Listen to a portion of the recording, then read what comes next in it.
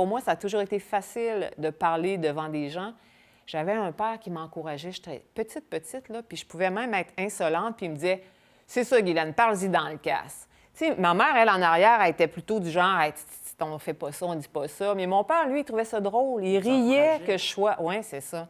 Puis je pense que ça m'a donné aussi cette assurance-là de si je peux m'exprimer, je vais le faire. Bien, une fois, entre autres, un ami de mon père, là, vraiment, je ne vais même pas à l'école, là, mais il arrive chez nous un dimanche matin, puis c'est un ami qui allait à la pêche avec mon père. Mon père, c'était un chasseur, un pêcheur. Fait que ce matin-là, il arrive à la maison. On est en train de déjeuner, puis moi, je le vois arriver dans la cour, puis là, ma mère a dit « Tiens, c'est Gratien. » Fait que je le vois rentrer, puis je savais que mon père l'appelait Bédard la calotte. Fait que quand il est arrivé dans la maison, j'ai dit « Qu'est-ce que tu fais ici de Bédard la calotte à matin, tu sais? » Mon père, il trouvait ça drôle. Il riait, puis il me disait « C'est ça, parle-y dans le casse, tu sais, à Bédard. » Mais ma mère, elle était au fourneau, puis je voyais dans ses yeux là, que ça n'avait pas d'allure de parler comme ça à un adulte. Mais c'est ça, tu sais, je pense que ça a été pour moi un encouragement à « T'es drôle, t'as le droit de dire les choses, vas-y, exprime-toi. » tu sais. Fait que la TV communautaire, c'est ça aussi, une période avant que je devienne un employé de la TV communautaire, vers l'adolescence, là, j'avais avec une amie que je peux nommer, Ginette Bédard. On la salue. Salut, Ginette. Bien oui, Ginette qui est à la retraite maintenant. On avait créé une petite émission pour enfants. Ça s'appelait « Pour vous les jeunes, bonjour ».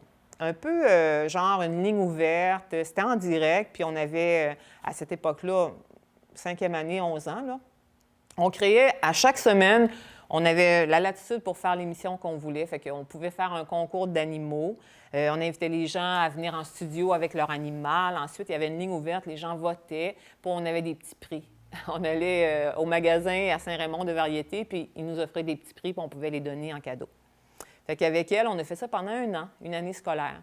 Et ça aussi, à 11-12 ans, faire quelque chose comme ça, jouer dans la cour des grands, avoir le droit d'être en studio, puis de faire cette émission-là, je pense que ça a été... j'ai compris que j'aimais ça. Je trouvais que c'était plaisant de faire ça. Puis même, je vais faire un lien, là, parce que le show du coq à l'âne, mais quand j'ai fait 2 ans de la télé communautaire, quelques années après, j'ai travaillé aussi à la Salle des Nouvelles à Radio-Canada. Puis à l'époque, le directeur de la salle, Jean-Claude Picard, m'avait fait visiter les studios. C'était... Peut-être qu'il y a des gens qui se rappellent, là, mais le chef d'antenne, c'était Christiane Suzard. Ça fait quand même longtemps, là. Puis on était descendu au studio, en bas, lors d'une diffusion là, d'un téléjournal. Puis je me rappelle d'avoir dit à Jean-Claude Picard, « Moi, c'est ça que je veux faire. Je veux être devant les caméras. » Vous le saviez. Mais je ne l'ai jamais fait. Je m'étais inscrite à un cours en certificat de journalisme à l'Université Laval, mais... J'ai eu 5 enfants. En tout cas, tout ça a fait qu'à un moment donné, tu réalises que c'est pas possible de retourner aux études à une période de ta vie. Peut-être qu'aujourd'hui, j'aurais plus le temps, là, mais oui, j'aimais ça, être devant la caméra. Mais vous avez fait un peu de tout, mais pourquoi justement devant la caméra? Bien, j'aimais ça, avoir des échanges comme ça. Mon rapport, je pense, avec les humains, ça se fait souvent dans des échanges verbaux. Puis je pense que... connaître les gens. Comme là, c'est l'inverse, là, le rôle est inversé, hein? C'est pas moi qui interview. Mais j'aimais ça, poser des questions, puis aller un petit peu plus loin. Je pense que c'était ça, l'intérêt de connaître les gens, puis de les mettre à l'aise dans une entrevue. Puis, Étant animateur, je sais à quel point c'est étrange de se retrouver dans l'autre chaise, comme en ce moment. Comment vous sentez que c'est pas vous qui posez les questions, mais qui répondez? Bien, je me sens très bien. Je me sens pas en perte de contrôle. Ça paraît, vous êtes à l'aise, ça paraît. Et vous avez été à CJSR 2 ans, Oui. 86 à 88. Oui. À cette époque-là, la télé communautaire était dans un local prêté par la municipalité, donc dans le sous-sol de l'Hôtel de Ville à Saint-Raymond. C'est là qu'elle a vu le jour, je pense, la télé communautaire, là, il y a 50 ans. Je n'étais pas là, mais nous, on a commencé donc, moi et Daniel Martel, qui était le directeur technique, là, on a travaillé au sous-sol pour se faire dire une année après, on ne pourra plus vous prêter ce local-là, on en a besoin, la municipalité. Donc, ça a été un peu la crise parce que là, on se demandait où on va se retrouver avec des équipements, on le sait, ça prend quand même beaucoup d'espace. On nous offrait le couvent au 3e étage. Ça ne nous plaisait pas vraiment parce qu'on savait que... À chaque fois qu'on allait sortir avec les caméras, on avait 3 étages d'escalier à descendre et à monter. mais on n'a pas eu le choix. C'est là qu'on s'est installé. Alors, je pense que il y a eu quelques transitions, là. Aujourd'hui, vous êtes quand même... Je regardais les studios, puis c'est des beaux studios, parce que quand on s'est installé au couvent, c'est dans des locaux de classe, des très grandes salles, des plafonds très hauts. Puis le défi était, qu'est-ce qu'on va faire pour le son? Comment on va arriver à trouver un son intéressant? Alors, on avait utilisé il y avait un poulailler à Saint-Raymond commercial. Il nous avait donné des boîtes d'œufs, comme pas en styrofoam, là, mais plutôt en carton, cartonné. Ça mange moins bien que les vrais, hein, ça, c'est... Oui, mais tu sais, c'est vraiment un très bon principe pour ramener le son. On avait collé ça au plafond. En tout cas, on avait fait avec très peu, je pense, de bonnes choses, là, des choses qui avaient été correctes, convenables, là, pour donner au moins aux téléspectateurs là, un produit de qualité. Et Mme Langevin, 2 ans à CGSR, vous avez fait quoi exactement? C'était animatrice, mais qu'est-ce que vous avez fait au total? Bien, c'était pas moi. Je n'avais pas été engagée pour être animatrice. Mon titre, parce qu'on fonctionnait avec des subventions gouvernementales, c'était coordonnatrice de la station. Donc, il fallait encadrer les bénévoles, en recruter, monter une grille horaire d'émission. Il fallait diffuser, je pense que c'était une 12aine d'heures minimalement là, dans la semaine. Fait qu'on était quand même surveillés parce qu'il fallait rendre compte de ça. Là. Est-ce qu'on était, pour le gouvernement, est-ce qu'on était justifié d'exister puis de nous attribuer ces sommes-là? Fait que c'était le mandat là, de maintenir la télé avec un minimum de diffusion, puis une équipe, évidemment, aller chercher des bénévoles intéressés, mais pas formés, les former, leur donner confiance, accepter leurs projets, faire en sorte que la télé évolue un peu. Fait que c'est ça. On était 2 personnes engagées, là, des permanents. Tantôt, j'ai parlé de Daniel Martel. Lui était là avant moi. Alors, il m'a accueilli, il m'a montré quand même beaucoup de choses. J'avais aucune notion de ce que c'était, à part dans ma petite enfance, là, quand j'ai fait l'émission de télé, là, mais je n'avais pas vraiment d'idée de l'ampleur de ce que ça pouvait valoir, ce travail-là. Et quand vous imaginiez, à 5 ans, votre enfance, on va dire, faire de la télévision, vous êtes arrivé là plus tard, à quel point c'était ce que vous pensiez, ce que vous aviez en tête? Ben non, je pense pas que c'était dans mes projets. C'était pas un rêve. C'était pas un rêve, mais avoir une plateforme, une tribune pour m'exprimer, oui, tu sais, c'était déjà là. Mais j'aurais pu aller en politique, peut-être, avec ce désir-là d'avoir une tribune pour m'exprimer, mais j'avais pas d'intérêt pour la politique, puis j'en ai toujours pas. Pourquoi pas d'intérêt pour la politique? Mais là, je pense qu'on va entrer dans un débat qui est plus en lien avec mes valeurs, mais je trouve que c'est un univers où on perd un peu notre valeur d'individu. Là. Tu sais, on est comme avalé dans des partis politiques. C'est difficile, en tout cas, de donner notre point de vue via le costume politique. Là. Je pense que non, c'est... Là, je fais attention parce que je sais que les politiciens, c'est des gens qui sont souvent des passionnés, qui veulent changer les choses, qui ont des gens dévoués. Oui, aussi, tu sais. Fait que c'est une autre façon de contribuer à la société, mais c'était pas celle-là. C'était pas ce chemin-là que moi, j'avais envie d'utiliser. Vous avez parlé de valeurs, Mme Langevin. En tant qu'animatrice ou en tant que coordonnatrice, peu importe, en tant que femme de télévision, je parle au niveau professionnel, quelles étaient vos valeurs, vos forces? Je pense que c'était l'équipe. C'était de travailler avec, je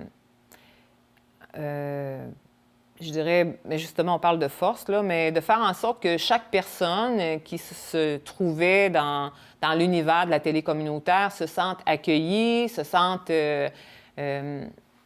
soit heureux ou en tout cas trouve un petit défi qui a été capable de réaliser, puis soit capable d'en être fier, là. Parce que c'est ça aussi, la télé, c'est que ça renvoie une image. Et quand tu es sur la rue, parfois, ça peut même jouer contre toi, parce que les gens, tu sais, peuvent interpréter cette image-là de différentes façons. Les perceptions c'est légitime. Chaque personne peut te voir avec ce qu'il a bien voulu percevoir dans l'image télé. Mais moi, je pense que on est comme... d'être vrai dans comment on est à la télé. C'est pas gênant d'être comme ça aussi en dehors de la télé parce qu'on joue pas un rôle, on est comme ça. T'sais. Fait que je pense que les bénévoles, oui. Vous étiez vrai à la télévision. Ben Ce oui. qu'on voyait, c'était Guylaine Langevin. Oui, oui. C'était Guylaine Langevin. Ben en tout cas, oui. Trouvez-vous, ou à quel point trouvez-vous que c'est quelque chose qui manque aujourd'hui? Je parle de la télévision en général. Bien, on le sent quand les gens sont authentiques. Hein, à la télé, on sent quand ils sont pas dans un personnage. Alors, je pense pas que ça manque, mais il y a différentes commandes. Puis, il y a je pense que quand on est là avec notre produit, je pense pas qu'on puisse mentir à cette image-là. Là, on est conforme à ce qu'on projette, là. C'est quelque chose d'assez intéressant, je trouve, de m'asseoir avec vous en ce moment, Mme Langevin, parce que je fais de la télévision, mais dans les années actuelles, vous en avez fait dans les années 80, mais à quel point le contact avec le public a changé selon vous? Je ne saurais pas répondre. Tu sais, moi, la télé, ça a été justement il y a 30 ans. Alors, j'avais ce contact-là.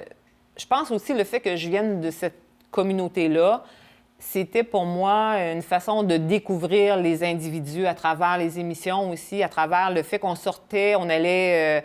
on a fait beaucoup de vox pop aussi sur le trottoir. Puis je me rappelle que quand les gens voyaient moi puis Daniel, le micro et la caméra, les gens traversaient, s'en allaient sur l'autre trottoir, avaient peur, ne voulaient pas paraître à la télé. Ça, c'était le défi de faire en sorte... On va respecter, tu sais... off-cam, ce que vous allez nous dire. Puis si vous voulez bien nous en dire un petit bout, on avait aussi le souci de je pense, au montage, parce qu'on avait heureusement des tables de montage à cette époque-là. On avait le souci de donner le meilleur de l'invité. On n'était pas... le but n'était pas de prendre personne en défaut, c'était plutôt de donner une réalité de la personne, là. Fait que je pense que c'est ça. Je me rappelle même pas de la question. Vous m'amenez loin! Mais j'en ai une autre pour vous, Guylaine.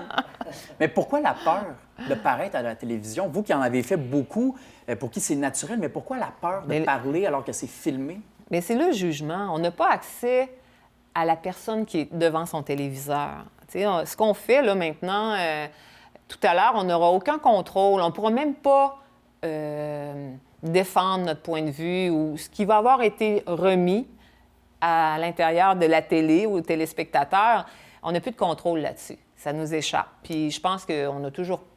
L'image, chaque personne la protège. Hein? On a tous une image, puis on ne veut pas que personne n'est vraiment... c'est difficile de préserver des fois une image, fait qu'on protège ça. On ne veut pas que les gens touchent à ça. En ce moment, Mme Langevin, on se trouve dans le studio de CJSR où est-ce qu'on tourne Info CJSR, qui est le successeur d'Info 3. Hein? On se ramène quand même, on voyage dans le temps. Ça vous fait quoi d'être assise là, présentement, dans le studio? Bien, moi, je trouve que ça a quand même évolué beaucoup en termes de qualité des matériaux. Même si la bâtisse a l'air de rien à l'extérieur, tout ce que vous avez ici réussi à réunir, c'est vraiment professionnel, à mon avis. Et je pense que Info 3, l'ancêtre... les premiers balbutiements de Info 3, puis aussi, il y avait... là, j'aimerais tellement ça. J'ai jamais revu les émissions, puis des fois, les gens me disent sur la rue, « Hey, on a vu telle émission, mais j'en reviens pas, que ça date de 30 ans, puis que ça soit encore diffusé. J'aimerais ça voir ce que j'avais l'air à cette époque-là. » Et si on vous montre une émission de l'époque, vous regardez de quelle façon vous percevez? Ah, probablement que j'aurais plein de choses à redire sur ça, mais... J'aime mieux pas voir, peut-être. Ah oui? Je sais pas. On en avait beaucoup. Oui, vous en avez conservé. Ah, c'est peut-être un secret, on s'en parlera après l'émission. Bien, c'est ça. Mais, tu sais, à l'époque, il y avait des gens comme Yvon Beaulieu qui faisait une émission de sport avec une ligne ouverte. C'était tellement populaire. Puis il y avait aussi, Info 3, où est-ce qu'à chaque semaine, avec Caroline Alain, qui est ma belle-sœur maintenant, on faisait ça. C'était tellement amusant, je dirais, là. Tu sais, on relatait les événements de la semaine. Il y avait une émission avec M. Jean-Marie Claveau qui allait tourner dans les maisons de personnes, les aînés, pour nous transmettre, nous faire connaître leur vie. C'était tellement intéressant. C'est tout, je pense que c'est une époque, puis tantôt je disais aussi, il y avait des valeurs sûres, en tout cas des intouchables. Où est-ce dans la grille horaire, on les plaçait en premier, c'était les conseils municipaux puis la diffusion des offices religieux. Ça, on ne pouvait pas changer ça. C'était un créneau horaire, puis on bâtissait autour de ça. Et malheureusement, ça s'est perdu un petit peu aujourd'hui. Bien, je pense que la diffusion des conseils municipaux, c'est toujours là. Oui. Puis c'est très apprécié, de plus en plus, même... Mais l'aspect religieux l'est un peu moins, on a l'impression. Bien, là, il n'y a plus d'office, ou à peu près, là. En tout cas, c'est très réduit. Je ne sais pas comment c'est, mais il y a des gens qui ne peuvent pas se déplacer. Puis le fait d'ouvrir le téléviseur, d'avoir accès à l'office religieux pour les personnes plus âgées, là, je pense que c'est quelque chose de très précieux. Madame Langevin, vous avez tellement d'expériences polyvalentes à la station, mais si je vous demande de choisir un souvenir marquant, c'est lequel? Je pense que c'est les télétons. On en Pourquoi? a fait quelques-uns. Bien, ça demandait beaucoup de travail. C'était en direct. C'était il y avait des plateaux avec plusieurs invités tout au long de la journée. C'était sur une longue période, 10 heures de télévision. Et dans ces télétons-là, on était sur l'adrénaline, c'était essoufflant. On passait d'un invité à un autre. On était souvent en co-animation, 3 personnes. Puis ça rassemblait beaucoup de gens. Puis on avait l'objectif financier qui était d'atteindre, par exemple, c'était souvent 10 000 parce que avec les subventions, on payait les salaires, mais on avait d'autres besoins, par exemple, de racheter des équipements. Il y avait le câbleau distributeur qui donnait un montant. Mais on est ambitieux, hein? Puis on le sait que la technologie évolue. Alors, je me rappelle que les tables de montage, des trucs comme ça, on voulait en avoir, des caméras de sortie aussi. Fait que le Téléthon nous permettait d'aller chercher un montant additionnel puis de faire des bénéfices techniques. Des fois, on essaie de faire beaucoup avec peu d'argent. C'est le propre de la télévision communautaire. Oui, c'est vrai. Oui. Puis c'est quand même intéressant parce qu'il faut être ingénieux.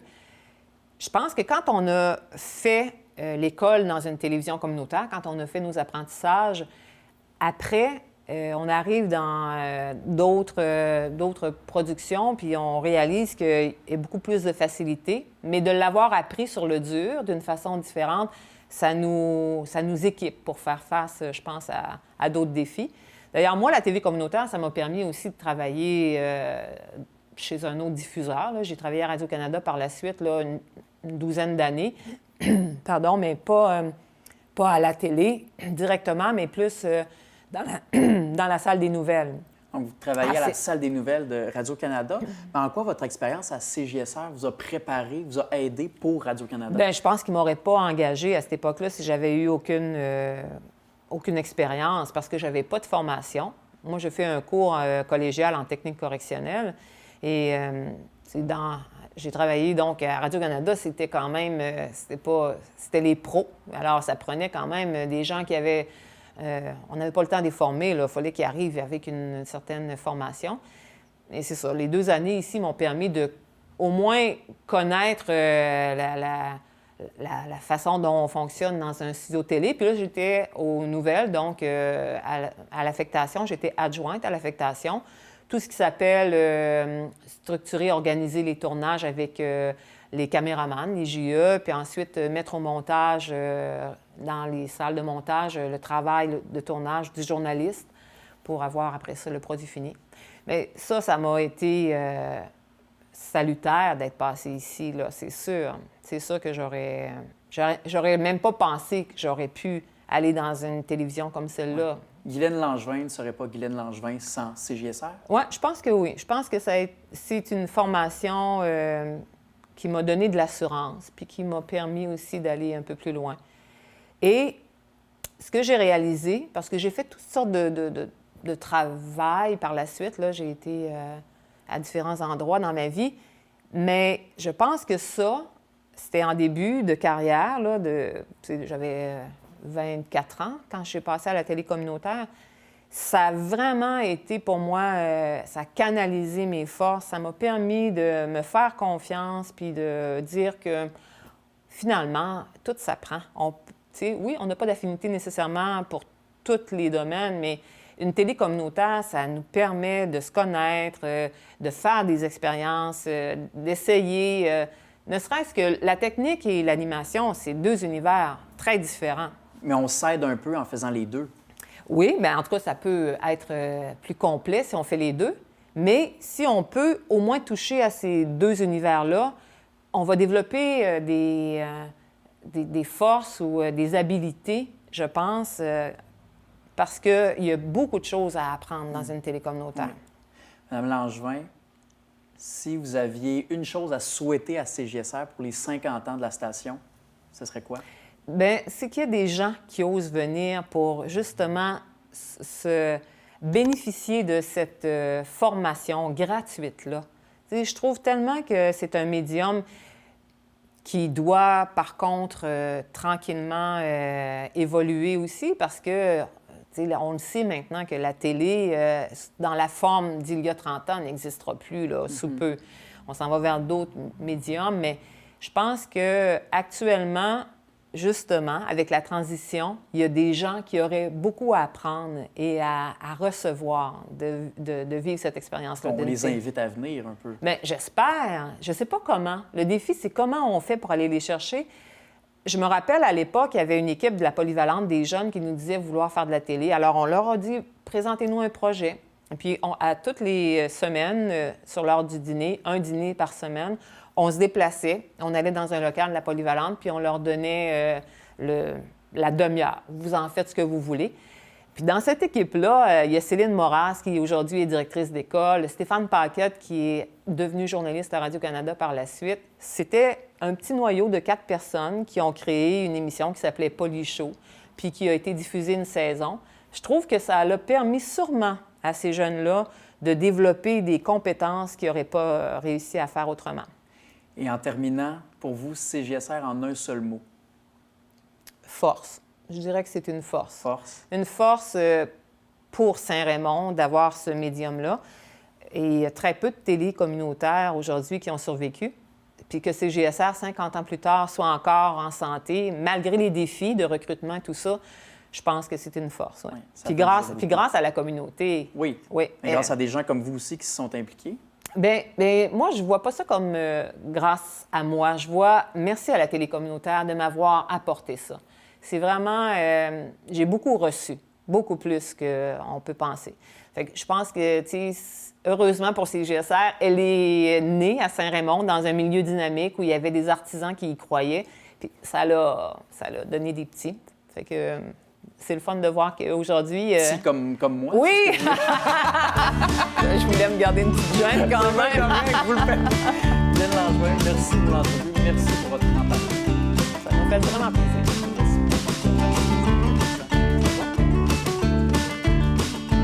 Est-ce que vous êtes content? OK, ben, si vous voulez... Moi, je peux faire? Oui, OK. Ben oui, OK, d'accord.